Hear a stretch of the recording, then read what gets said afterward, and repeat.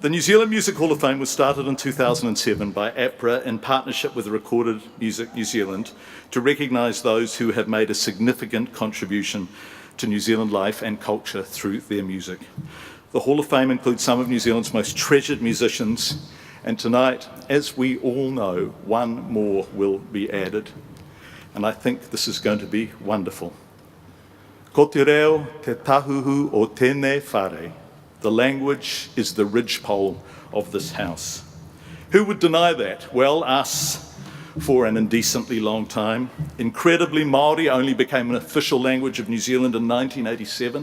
In 1984, Naida Glavish, a telephone operator for the post office, was ordered to stop answering the phone with the welcome kia ora.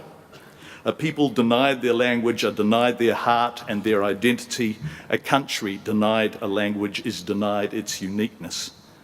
But there were people determined we would not be denied it. The wonderful documentary Poie reminds us of the role music played in that. Dalvania, Snoi, the Pātea Māori Club, we salute you. And tonight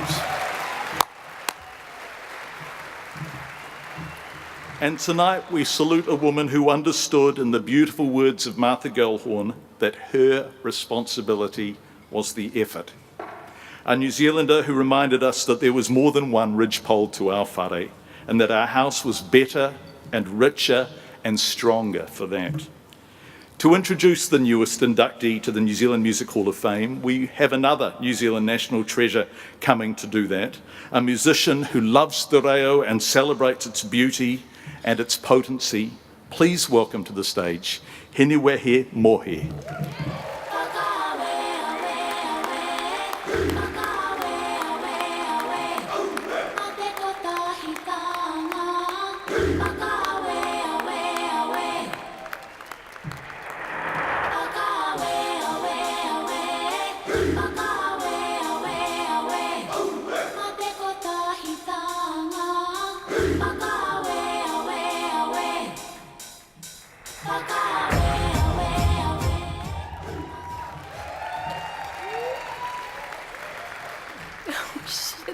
I'm gonna cry. Oh God, I'm gonna cry all the way through this because I love this person so much. Sorry. Raurangatira mā o te ao pūoro, tēnā tātou katoa. I first met Moana when I was a third former at St. Joseph's Māori Girls College. She was really brainy, and she was a dux in her senior year.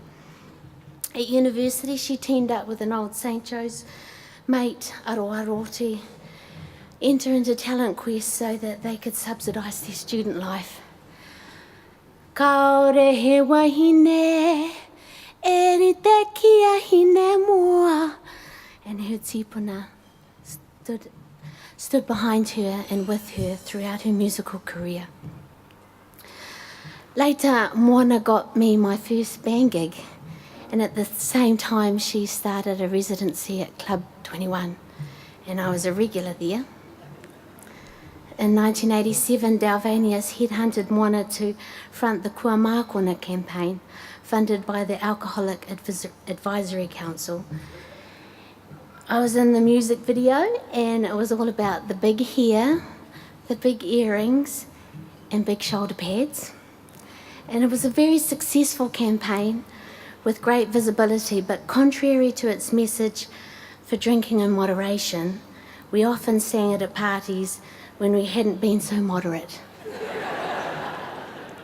And according to Moana's son, Hikurangi Kimiora, they still do. Oe, taukirie. Moana graduated with a law degree and applied what she'd learnt to her work with the Kia Mohi o Kia Marama Trust, demystifying the treaty and past injustices. Moana's a fantastic artist who distilled these messages into cartoon drawings. At Aotearoa Radio, Moana hosted Talkback, which was insightful and thought-provoking, always on the pulse of Māori and New Zealand politics. Many of us working there were performers, and we'd stage concerts and use the station studio to record ditties and commercials and songs like A, E, I, O, U came from that. Moana formed her band with Moana and the Moa Hunters and pulled me into the lineup, and she developed a very pioneering combination of entertainment and activism, performing music that promoted te reo and kaupapa Māori. It was really exciting to be a part of it. Pupurutia, pupurutia. Moana is caring and compassionate. When my daughter Hinewehi was born and her delivery was compromised, it was Moana who championed legal action against the hospital.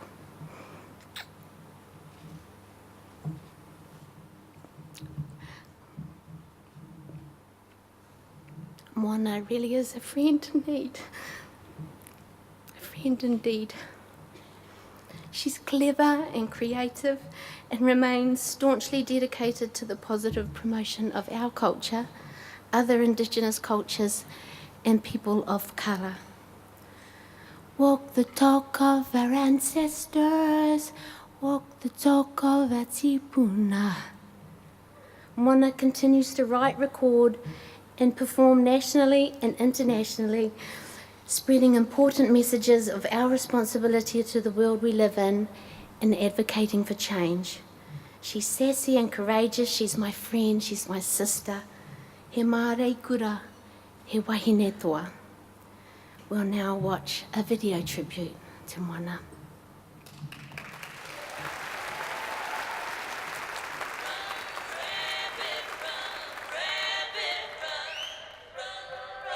Just keep soaring, stay on the right track. That's what my father used to tell us all the time, and just keep moving ahead. Action motivated and engaging with whānau and community. Whānau is, it means a lot. Yeah, probably share my opinion too much sometimes, but it comes in the family. What it means to be Indigenous, and I'm not afraid to tell the world about it. The audience can feel the same emotion that's in the song, and that's a great thing.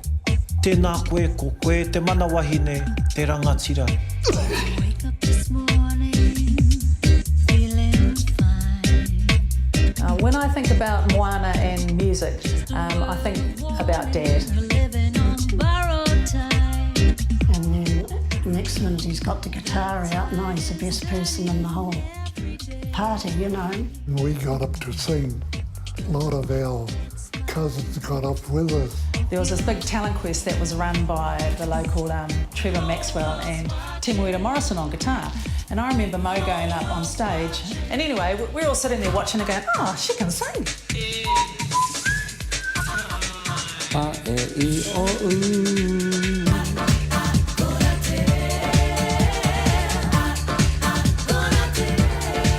Our people had no written language. Their stories were told in carving, song, and dance. You know, waiata like A-E-I-O-U, Akona Te Reo in 91 was, was a hugely influential waiata, and New Zealand On Air's first video, and she was the voice of that generation, and it's about time we celebrated her. She's part of that arts, and she always has been speaking up for the rights of tangata whenua. It's very important. I know people can think, oh, well, they're just, they're flying their flag around or whatever they want to refer to it as. But it's actually deeper than that. If you took some time out, you'd actually understand that that's what she is actually here for, that's what she stands for, that's what she believes in.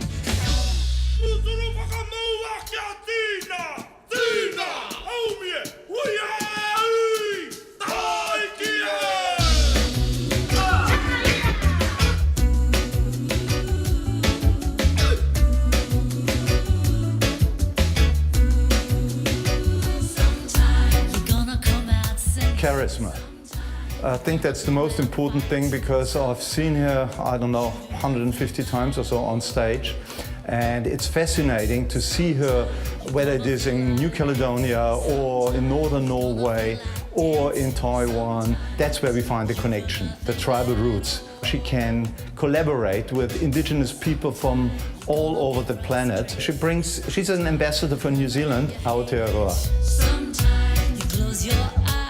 The amazing thing about music is the music remains as your legacy, you know, and she has excellent recordings from Tahi onwards. Some people just want singers just to sing about love and, you know, romance and all this sort of stuff, where people like Moana have made decisions to sing about issues, sing about te reo, sing about moko.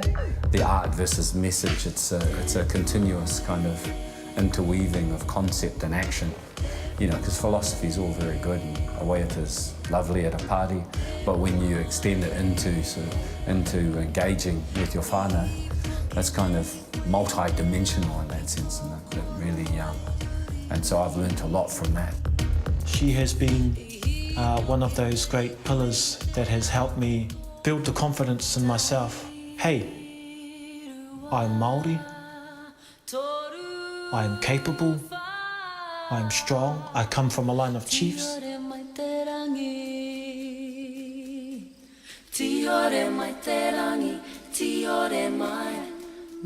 I'd like to say I'm very proud of you, Mum. I'm proud of everything you've done. You got a big heart and I love you. Congratulations, well done, and we'll see you whakai at your house. You're such a role model, not just for the whānau, but for all our nieces and nephews. And yeah, you're very inspirational. Kia ora mau. Tēnei te mihi atu ki awa koe.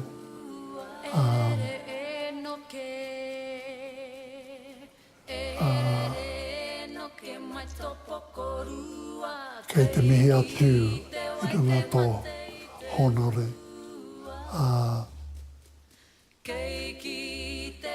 Ko eke koe ki tēnā taumata.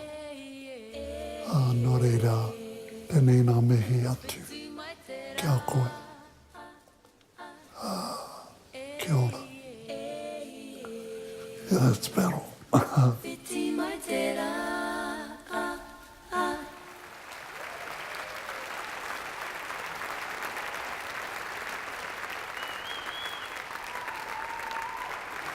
Black pearl, precious little girl, let us put you up where you belong. Please welcome to the stage, Moana Maniapoto.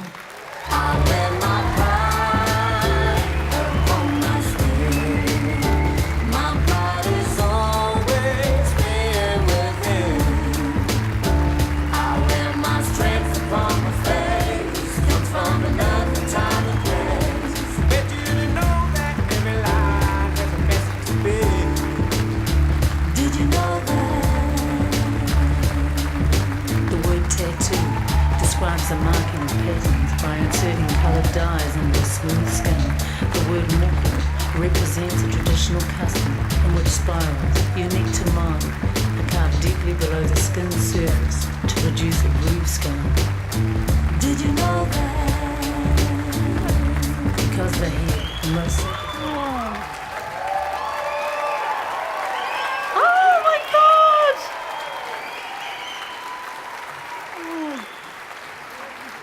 Oh my God,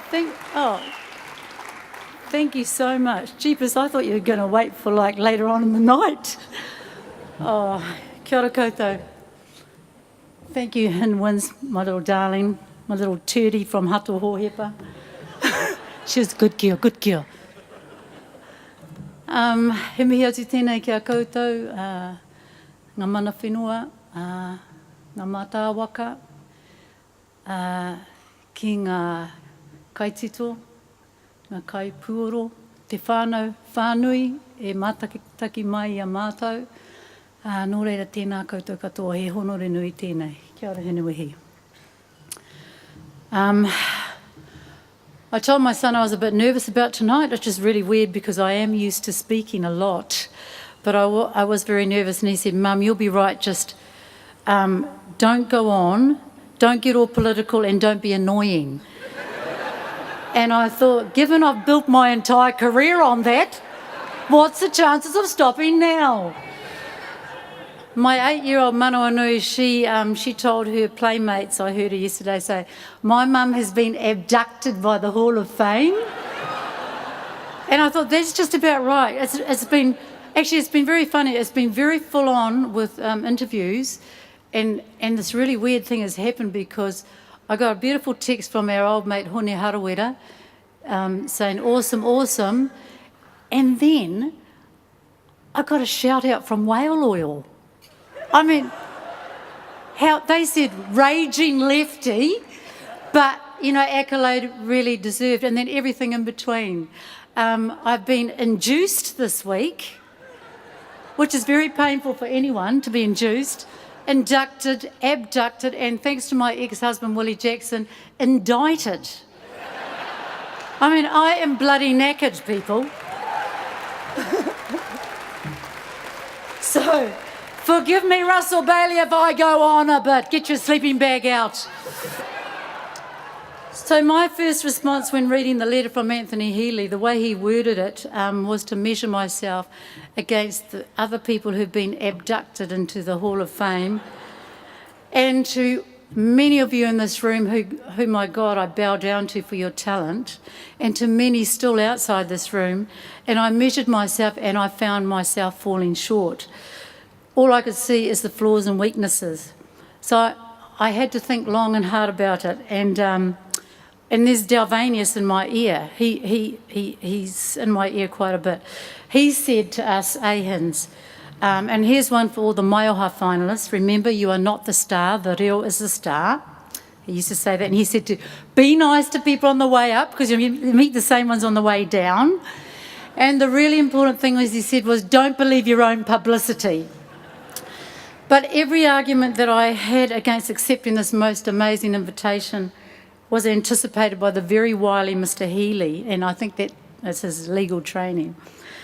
The only way that I could get my head around this is to see it as an acknowledgement of the whakapapa of Māori music, that it's not about me, that it's from our tūpuna right down to the Maioha finalists tonight, to the crew from up north, the alien weaponry crew who sing te reo heavy metal and the Smoke-Free Rock Quest, and to all those whose best work is yet to come, and I count myself in that. So I accept this award with tremendous pride that my own work has formed part of the continuum, and with the whakatauki, e hara taku tō i te tō taki tahi he tō taki tini. My achievements aren't mine alone, but of the many. It's not about me. So please forgive me if I just spend some time to say that my music has been enriched by many creatives. That's producers, writers, co-writers, collaborators, singers, performers, musicians, but it also continues to be informed and inspired by many people outside the music industry. Incredible thinkers, visionaries, activists, academics, and artivists. This award has been a real true gift because when you're thinking about your next single, when you're organising your next tour, when you're doing all that, I don't think past 2 years.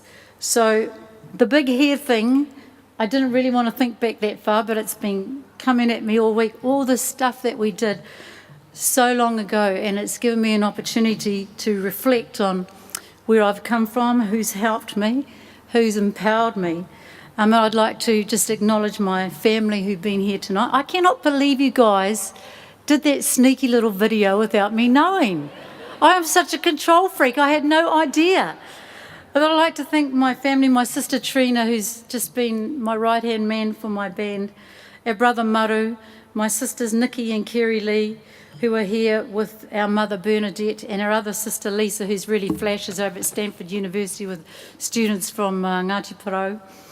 Our father Nepia would have loved this. He would have loved this. I want to acknowledge my darling Toby Mills. Our first public date was an APRA event, just quietly. Yes, quite flash. He's a filmmaker, a producer, director, and so he's tailor-made for being stage manager and tour manager, total bossy type. Sol de Salim, my wonderful manager, who came at me in 2002 with an offer I couldn't refuse. He's been a wonderful fan and critic, which is what a manager should do. They should tell you when you're doing great, tell you when you're doing rubbish, unless your manager happens to be your husband. So big shout out to my former husband, Willie Jackson, who, as everyone in Māoridom knows, is one great plotter. And he really was a wonderful manager. He was a great husband too. He joined me up with various bands, including Aotearoa, took me to pubs, clubs and gang pads. And just quietly, they don't clap in gang pads. You sing a song and they just go, what the hell? But you know, they do great kai. So if you get on offer, just go for it. It was Willie who went up to Dalvanius and said, and I quote this verbatim, "My missus can sing way better than those Sheilas behind you. You should record her." Dalvanius goes, "Really?" And then a couple of years later, he came back with Kua Mākona. So he would plot with our friend Wyn Osborne back in the day, and our band did wonderful things in Moa Hunters. And at the same time, Willie and I were calling out the New Zealand music industry and the New Zealand radio on its racism when no one else was doing so. So music, you know, music has given me a platform to do that. It's given me a profile. And it was important for us to do that because there were other people doing other things outside the music industry. So, Willie, I want to thank you from the bottom of my heart, and to the Jackson whānau, who've been just a wonderful family to me, and to our whole crew out in South Auckland, who've been so wonderful. Journalists always ask me what comes first, the music or the politics, and it's a dumb question, really, because it's all interlinked. You know, when you're Māori, you're a walking, breathing political statement. Hello, you know, there's expectations and responsibilities piled on you. And you're part of this matrix of core values. So when I look back over my body of work, which I was forced to do for this, I can track what's been going on for the last 30 years through the music, you know, because I wrote about and we performed the stories that are going around us. We never heard our language on the radio back in the day. So, you know, most of the 80s I wanted to be black. I really wanted to be Shaka Khan. Annie Crummer and I used to stand in my lounge and we'd be going, "Roll me through the rushes like Moses." Yeah. Anyway, Annie was way better than me.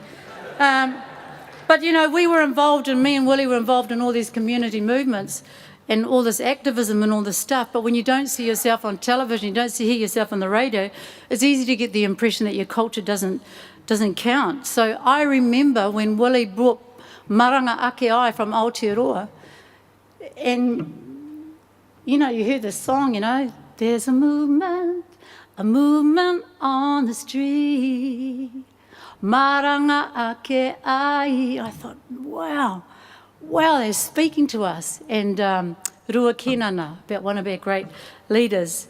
In spite of that, I still wanted to be Chaka Khan until I found myself in a Detroit Baptist church surrounded by 400 Afro-Americans who all sounded like Mahalia Jackson. And the minister at the front said, "We've got a popular Maori singer here, a Maori Indian woman. She's going to get up to sing." And I thought, God damn it, I've been trying to be black for like most of my life. And as I was walking up, I had my epiphany. This is a good time to be Māori. Oh, Jesus, I'm going to sing.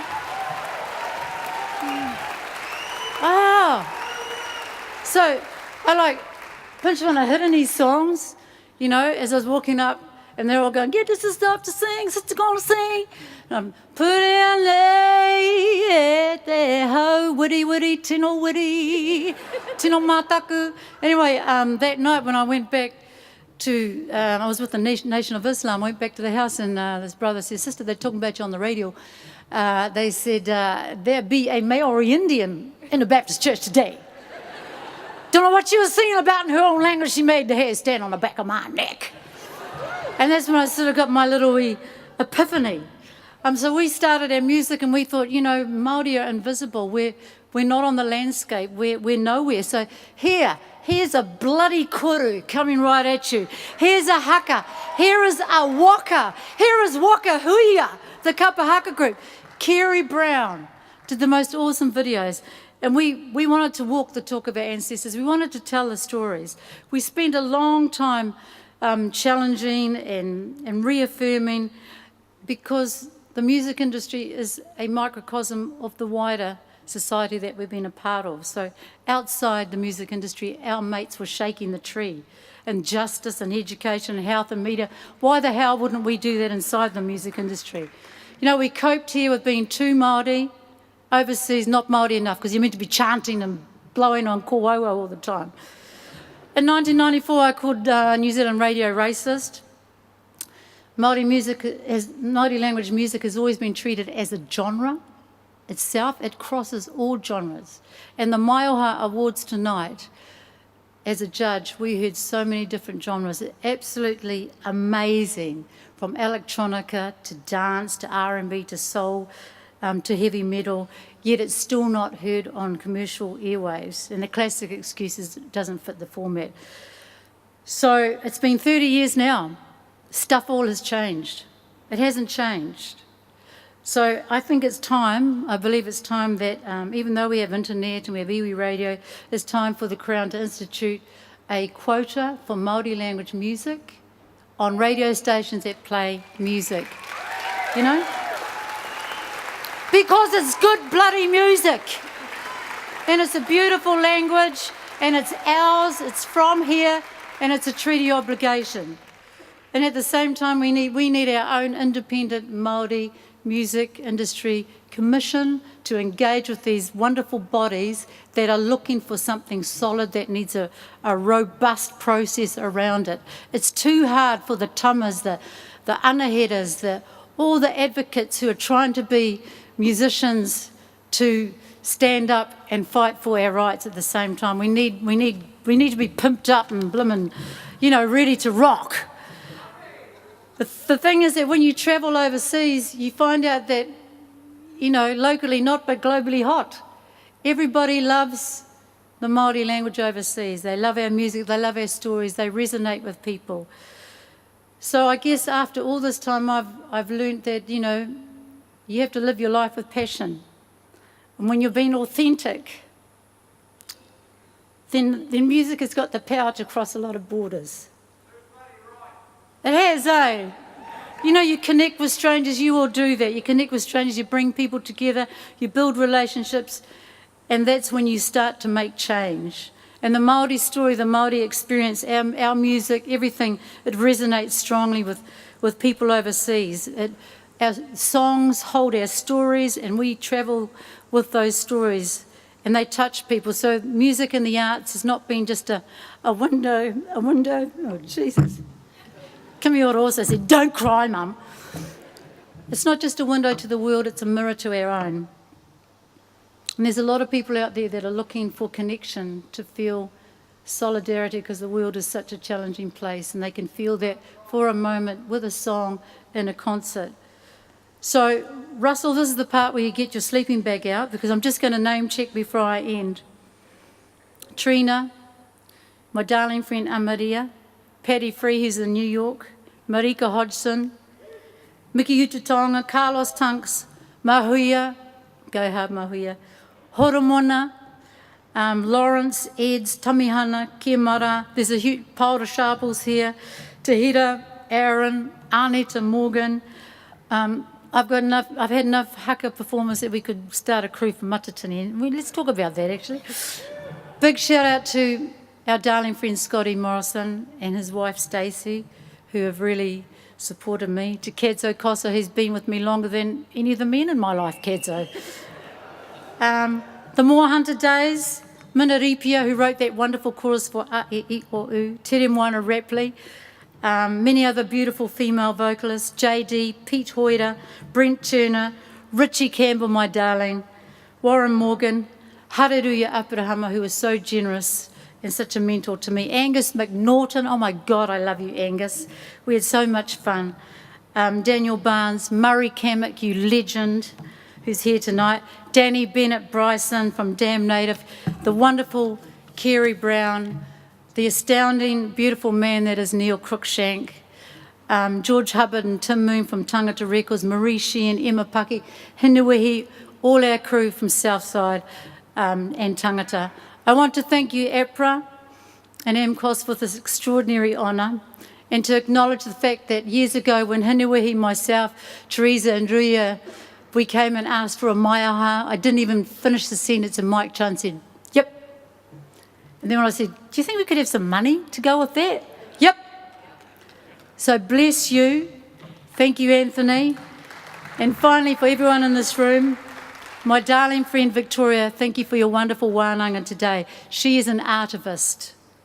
So for everyone in this room, I just want you to consider how you can make a difference. And one of the ministers in that Detroit church was Reverend Al Sharpton, who I travelled with. And he said something I've never forgotten. He said, you got to stand for something. Because if you don't stand for something, you fall for anything. Kia ora, thank you very much. Thank you.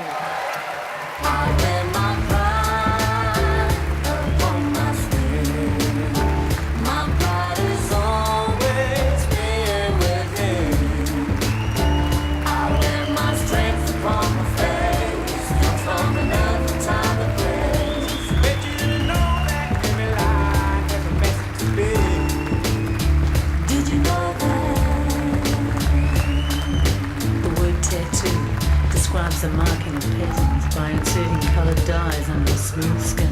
The word moko represents a traditional custom in which spirals, unique to the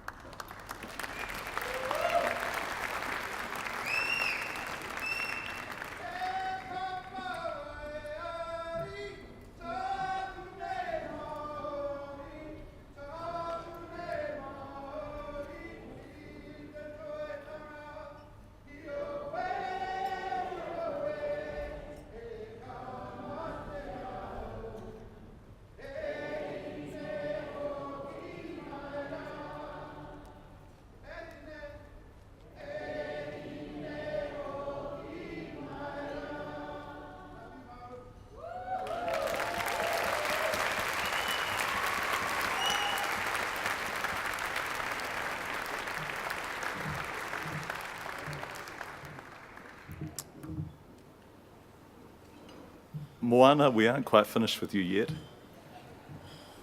but I want to say that was just extraordinary oratory, and your ability to be persuasive, passionate, intelligent, insightful, honest, raw, human, revealing, generous, incredibly generous, in 2 languages is a remarkable thing. And we're going to come down, actually, well, there's a little surprise. But first, evidence of what a great songwriter you are, because these guys have taken what you do and done something extraordinary with it. Ladies and gentlemen, as a tribute to Moana, please welcome Soccer Practice.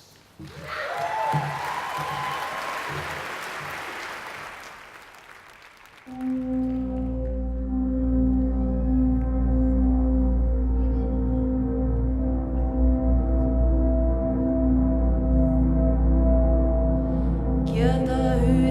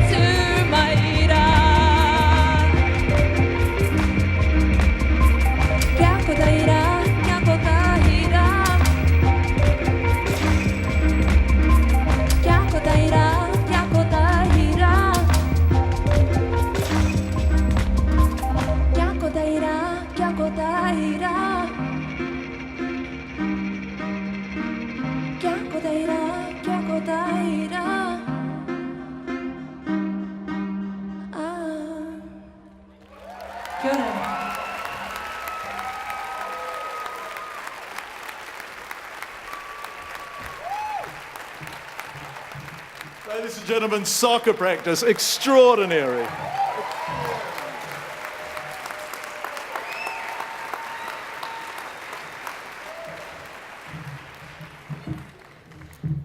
Shit, that was good.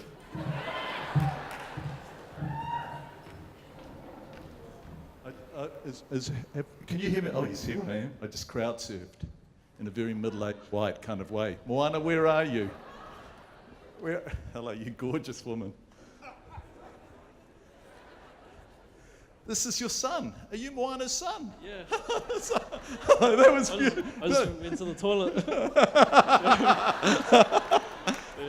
That was it. Thanks for the speech. Yeah. Well, congratulations. Thank you. You gave her good advice. Yeah, nah, she didn't really follow it, but yeah, nah, good speech, Mum. Yeah. Cheers. I know this is a corny. How old are you? I'm 25. Yeah. You're old enough to handle this question in public. You must be so proud of her. Yeah, of course. Yeah. She's my her and Dad are my big role models. So, yeah. They always help me with work, so that helps. Yeah. And when you say role models, what was the most important thing you learned from them? Just standing up for what you believe in. Yeah. Being proud to be Māori. Yeah. Yeah. Kia ora. It's so lovely to see you. Te Moana, can I come across and see you? Te Moana Rapley, so lovely to see you. So ladies and gentlemen, Te Moana Rapley, can you, sorry.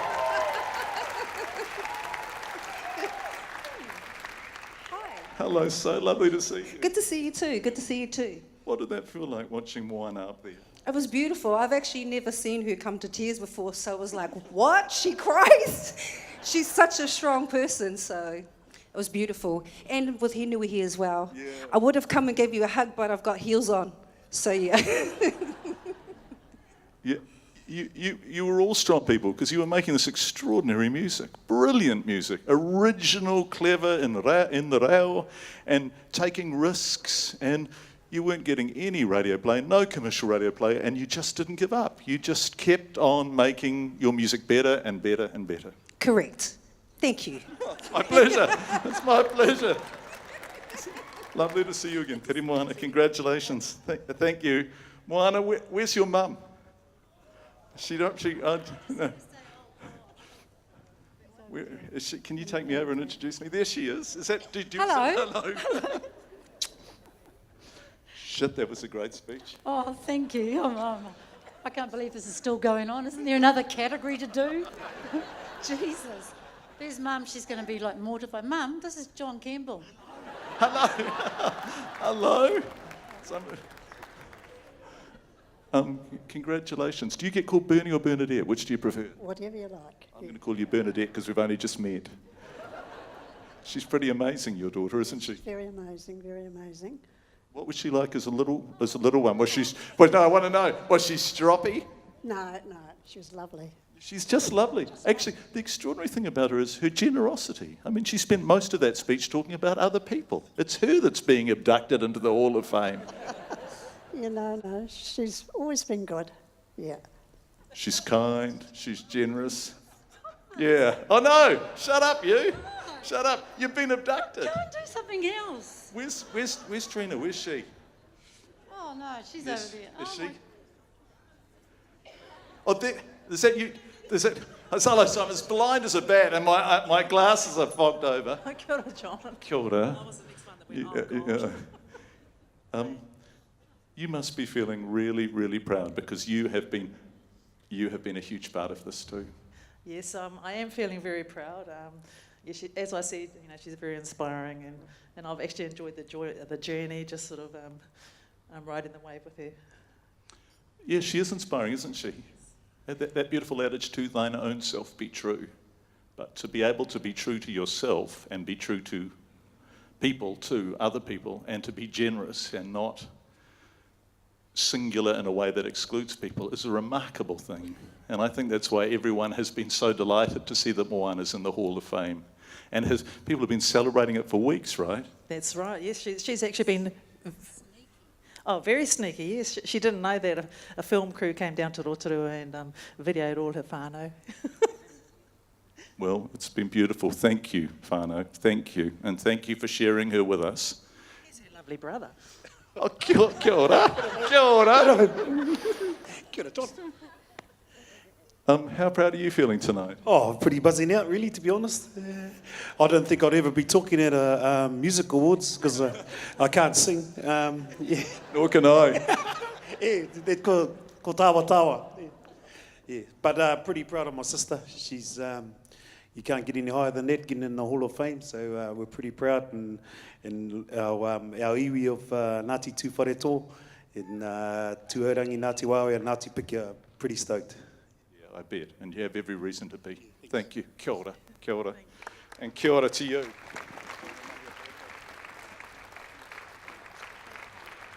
You are beautiful, Moana Maniapoto. I'm hugely honoured. Thank you so much. Now let's go into another category. Okay, we will.